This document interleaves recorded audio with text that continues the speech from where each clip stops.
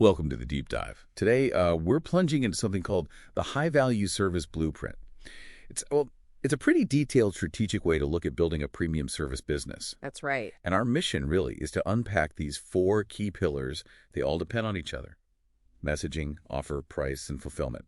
We want to see how they create this powerful delivery engine, an engine that attracts, converts, and keeps those really high-value clients.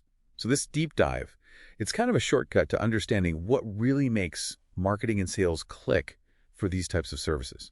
Okay, let's get into it. Yeah, and what's really maybe disruptive here is thinking about your delivery engine. So that's the offer, price, fulfillment bit, not just as operations, it is your marketing. Right, not just the back end stuff. Exactly. We're shifting away from that old linear sales funnel idea towards more of a virtuous growth flywheel. Every client success story, every positive interaction basically becomes your best marketing. It fuels the next one. That is such a critical shift, isn't it? Thinking about it that way. But it makes me think, if the delivery engine is so key for sales, how do you avoid that classic mistakes the source talks about? Yeah. Jumping straight to the how, like operations, the business model canvas. Right, the BMC. Yeah, before you've really figured out the why, before you truly understand the customer. Exactly. Unclear. And that's precisely why the value proposition canvas, the VPC, has to come first. It's non-negotiable, really. It forces you to get super specific about the customer's world, their jobs to be done, what they're actually trying to achieve, their pains, what frustrates them, and their gains, what they aspire to. If you skip that deep dive, you could build this amazing operational machine for the wrong thing entirely. Building the perfect ladder against the wrong wall. Precisely. And this customer-back thinking.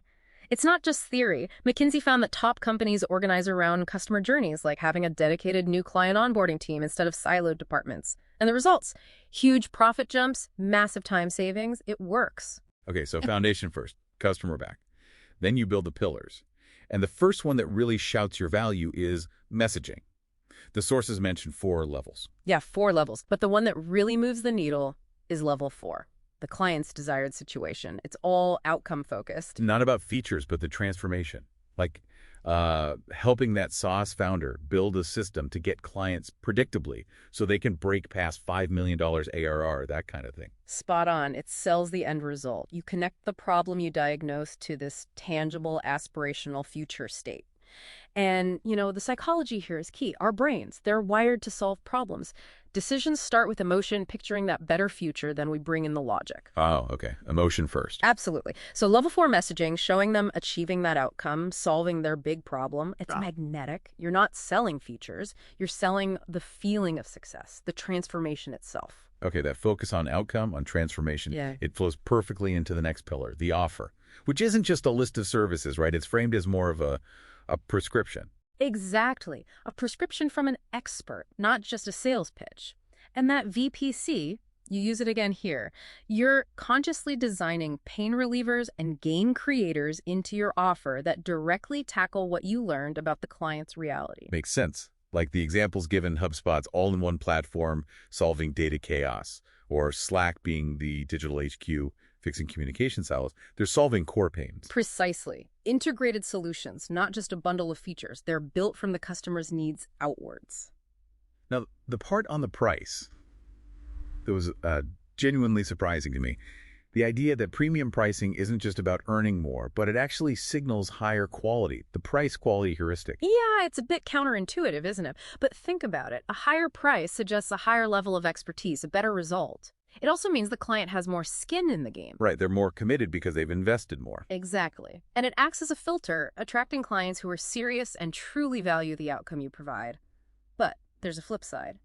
The source calls it the too good to be true principle. Ah, okay. What's that? Well, if your offer is truly transformational, but the price feels low, cheap even, it can actually undermine your credibility. It creates this cognitive dissonance, like what's the catch, and makes people suspicious, erodes trust. Interesting. So pricing too low can actually hurt you if you're aiming for high value. Okay, last pillar, fulfillment, the engine's core.